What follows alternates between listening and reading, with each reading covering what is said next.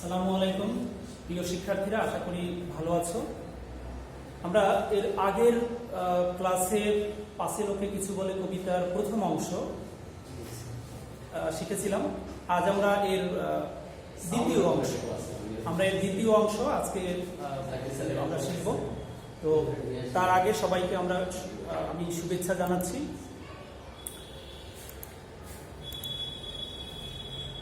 তো এই আগের ক্লাসটিতে আমরা যেসব বিষয় শিখেছিলাম সেগুলো তোমাদের কতটা বুঝতে পেরেছো বা তোমাদের কতটুকু মনে আছে সেইটা আমরা একটু যাচাই করে নিই। অর্থাৎ তুমি নিজেকে নিজে যাচাই করো, তাহলেই তুমি বুঝবে যে আসলে তোমার ওই পাঠটি থেকে ঠিকমতো শিক্ষা নেওয়া হয়েছে কিনা, নাকি আবারও ওই পাঠটি তোমার শেখার প্রয়োজন রয়েছে। তো আমরা প্রথমেই দেখতে পাচ্ছি যে কি কারণে আমরা কোনো কাজ করতে পারি না। সদা ভয় ও সদা লাজের কারণে। দ্বিতীয় প্রশ্ন, সংকল্প সদা টলে কেন? সংশয়ের কারণে। তৃতীয় প্রশ্ন হচ্ছে, সম্মুখে চরণ কেন চলে না? উত্তর হচ্ছে সমালোচনার ভয়ে। তো আশা করি তুমি তোমার উত্তরের সাথে মিলিয়ে দিতে পেরেছ। এবার আমরা মূল পাঠে চলে যাই। আমি আগেই বলেছি যে পাঁচে লোকে কিছু বলে কবিতার আমরা দ্বিতীয় অংশ অর্থাৎ শেষ অংশ আজকে আমরা শিখব। তো এই অংশ শিখতে গিয়ে এখান থেকে কি কি শিক্ষার্থী শিখতে পারবে, অর্থাৎ তুমি কি কি শিখতে পারবে সেসব বিষয় আমরা এক নজরে একটু দেখে নিই। কবিতাটির নির্দিষ্ট অংশ শুদ্ধ উচ্চারণে আবৃত্তি করতে পারবে। দ্বিতীয়ত হচ্ছে উপেক্ষা, ছল, নিয়মান ইত্যাদি শব্দের অর্থ উল্লেখ করে তা দিয়ে বাক্য তৈরি করতে পারবে। তৃতীয়ত হচ্ছে মহৎ উদ্যোগের জন্য সমালোচনাকে উপেক্ষা করা প্রয়োজন উক্তিটি ব্যাখ্যা করতে পারবে।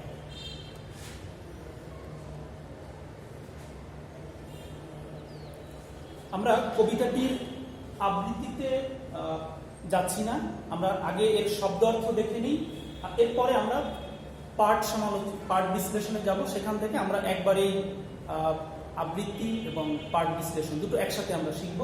তো এখান থেকে যেসব গুরুত্বপূর্ণ শব্দ অর্থ রয়েছে সেগুলোর মধ্যে আমরা আগেই জেনেছি কি কি শব্দ অর্থ আমরা জানতে পারবো। তারপরে এখন আমরা অর্থ সহ জানার চেষ্টা করি। উপেক্ষা শব্দের অর্থ হচ্ছে গ্রাহ্য না করা।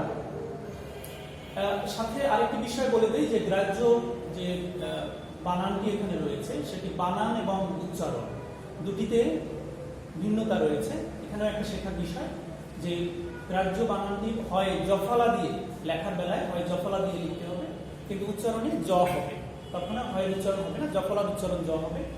এরপরে রয়েছে ম্রিয়মান শব্দের অর্থ হচ্ছে কাতর।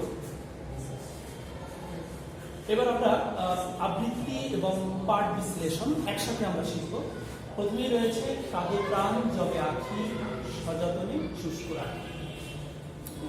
তো কাঁদে প্রাণ যবে আঁখি সযতনে শুষ্ক রাখি, আমরা অনেক সময় দেখি যে যারা সমালোচক বা যারা নিন্দুক তারা সবসময় মানুষের ভালো বা মন্দ যে কোনো কাজ সেই কাজের পেছনে তারা সমালোচনা করে। আর সেই সমালোচকদের ভয়ে আমরা অনেক সময় নিজেরা কারো দুঃখ দেখে বা নিজের দুঃখে দুঃখিত হয়ে কখনো কখনো আমাদের চোখ থেকে পানি বের হয়ে আসার কথা বা আসে, কিন্তু আমরা সেই সমালোচকদের ভয়ে আমাদের প্রাণ কাঁদলেও আমাদের চোখ কাঁদে না, অর্থাৎ আমাদের চোখ থেকে পানি বের হয় না, আমরা চোখকে শুষ্ক রাখার চেষ্টা করি।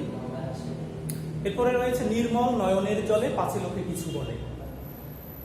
তো এই নির্মল নয়নের জলে আমাদের চোখ থেকে যে পানি বের হয়, অর্থাৎ ওই অন্যের দুঃখে বা নিজের দুঃখ দেখে নিজের দুঃখে চোখ থেকে যে পানি বের হওয়ার কথা সেই পানি বের হতেও আমরা দেই না, আমরা নিজেরা নিজেদের চোখকে শুষ্ক রাখার চেষ্টা করি। এরপরে রয়েছে একটি স্নেহের কথা প্রশমিতে পারে ব্যথা। আমরা যখন আমাদের আশেপাশে যারা আছে বা আমাদের আত্মীয় স্বজন যারা আছে তাদের মনে কষ্ট থাকতে পারে বা দুঃখ থাকতে পারে, কোনো বিষয়ে তারা দুঃখ পেতে পারে, তো সেই তাদের দুঃখ বা তাদের মনের কষ্টকে আমরা চাইলে দূর করে দিতে পারি। সেক্ষেত্রে আমরা কোনো স্নেহপূর্ণ কথা বা ভালোবাসা মিশ্রিত কোনো বাক্য দ্বারা তাদের মনের কষ্ট দূর করে দিতে পারি, কিন্তু আমরা সেটি করি না, বরং আমরা এড়িয়ে যাই, আমরা উপেক্ষা করি, শুধুমাত্র আমরা সমালোচকদের ভয়ের কারণে। চলে যায় উপেক্ষার ছলে পাছে লোকে কিছু বলে। আমরা আগের যে বাক্য দুটি পড়েছি বা চরণ দুটি পড়েছি, সেই চরণ দুটির সাথে এটির সম্পর্ক রয়েছে। উপেক্ষা করে আমরা চলে যাই শুধু সমালোচকদের ভয়ে, অথচ আমাদের মনের মধ্যে ইচ্ছা এবং চেষ্টা কোনোটারই কমতি নেই। শুধুমাত্র সেই সমালোচক বা নিন্দুক তাদের কারণেই আমাদেরকে থেমে থাকতে হয়। আমরা আমাদের মনের যে ইচ্ছা শক্তি সেটিকে আমরা বাস্তবায়ন করতে পারি না, আর তখনই আমাদেরকে উপেক্ষা করতে হয়। অর্থাৎ স্নেহপূর্ণ বাক্যের দ্বারা অন্যের মনের দুঃখ কষ্ট যে দূর করতে পারি, সেই কথাটি আমাদেরকে উপেক্ষা করতে হয়, এড়িয়ে যেতে হয়। মহৎ উদ্দেশ্যে যবে একসাথে মিলে সবে। কখনো কখনো মহৎ কোনো কাজ একা দ্বারা করা সম্ভব হয় না। মহৎ কোনো উদ্দেশ্য সম্পন্ন করতে হলে বা বাস্তবায়ন করতে হলে তখন সম্মিলিত প্রচেষ্টার দরকার। অর্থাৎ অনেককে একত্রে বা একত্রিত হয়ে সম্মিলিতভাবে এটি বাস্তবায়ন করা সহজ হয় এবং সেভাবেই করতে হয়। কিন্তু ওই সমালোচকদের ভয়ের কারণে আমরা সবাই একত্রিত হতে পারি না, মিলিত হতে পারি না, আর মিলিত হতে না পারার কারণেই আমাদেরকে এই মহৎ উদ্দেশ্য থেকে পিছপা হতে হয়। অর্থাৎ মহৎ উদ্দেশ্য থেকে আমাদেরকে দূরে সরে যেতে হয়। এরপরে রয়েছে পারি না মিলিতে সেই দলে পাছে লোকে কিছু বলে। মহৎ উদ্দেশ্যকে সম্পন্ন করতে হলে আমাদের যে একত্রিত হতে হয়, বা যারা ভালো কাজ করতে চায় তাদের সাথে আমাদের যে সম্পৃক্ত হওয়া দরকার, বা আমরা যে সম্পৃক্ত হতে চাই, কিন্তু আমরা সেই সম্পৃক্ত আমরা হতে পারি না তাদের সাথে। তো পারি না শুধু একটা কারণেই, ওই পাছে লোকে কিছু বলে, অর্থাৎ সমালোচকদের কারণেই আমরা মহৎ কাজ সম্পন্ন করার জন্য সেই সব ব্যক্তিদের সাথে আমরা একত্রিত হতে পারি না। এরপরে রয়েছে বিধাতা দিচ্ছেন প্রাণ থাকি সদা ম্রিয়মান। সৃষ্টিকর্তা বা প্রভু আমাদেরকে প্রাণ দিয়েছেন, আমাদের মধ্যে প্রাণ শক্তি রয়েছে, জীবনী শক্তি রয়েছে, কিন্তু আমাদের এই প্রাণ শক্তি থাকার পরেও বা জীবনী শক্তি থাকার পরেও আমরা আমাদের এই প্রাণ শক্তিকে কাজে লাগাতে পারি না। অর্থাৎ মনে হচ্ছে যে আমাদের মধ্যে কোনো প্রাণ শক্তি নেই, আমরা জড় পদার্থ হয়ে গেছি। আমাদের যে আচরণ, অর্থাৎ আমরা ম্রিয়মান থাকি, খুব কাতর অবস্থায় থাকি, এই কাতরতাই বলে দেয় যে আমাদের মধ্যে প্রাণ শক্তি নেই। আসলে প্রাণ শক্তি রয়েছে, কিন্তু সেই প্রাণ শক্তি আমরা দেখাতে পারি না, শুধু সমালোচকদের ভয়ের কারণে আমরা নিজেরা কাতর থাকি।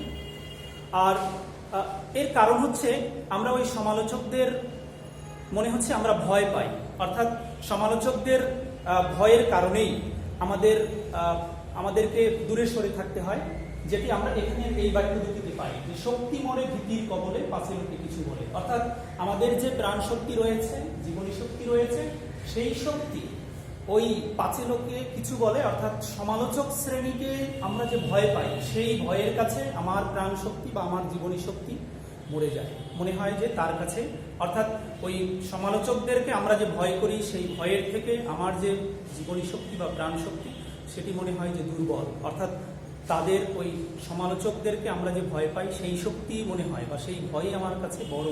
সে কারণেই আমরা আমাদের মধ্যে প্রভু যে প্রাণ শক্তি বা জীবনী শক্তি দিয়েছেন সেটি আমাদের কাছে নিষ্ক্রিয় আমরা দেখি, বা আমরা নিষ্ক্রিয় থাকি।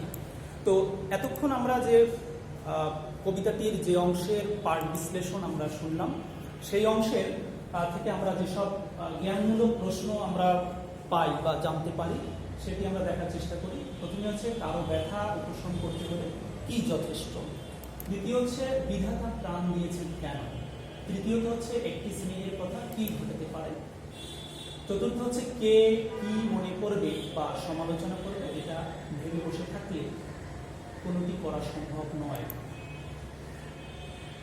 সর্বশেষ হচ্ছে ভীতির কবলে শক্তি মরে কেন। এরপরে আমরা অনুধাবনমূলক দুটি প্রশ্ন এখানে দেখানোর চেষ্টা করছি। এই দুটি প্রশ্ন এবং এর আগে যে জ্ঞানমূলক যে প্রশ্ন দেখানো হয়েছে, এই প্রশ্নগুলো তোমার জন্য বাড়ির কাজ হিসেবে থাকবে। তো এখানে যে দুটি প্রশ্ন রয়েছে, এক হচ্ছে একটি স্নেহের কথা প্রসঙ্গিতে পারিগাথা বুঝিয়ে বলো, আর দ্বিতীয় হচ্ছে মহা উদ্দেশ্যে যবে একসাথে মিলে সবে বুঝিয়ে বলো।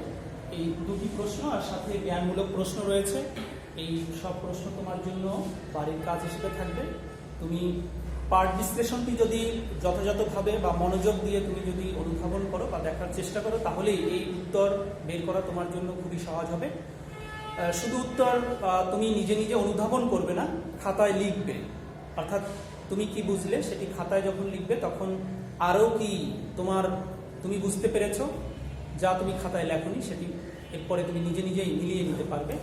আশা করি এতক্ষণ যা শেখানো হয়েছে সেটি তুমি ধৈর্য ধরে দেখেছো এবং সুন্দরভাবে তুমি বুঝতে পেরেছো। তো সকলের সুস্বাস্থ্য কামনা করে আজকের মতো এখানে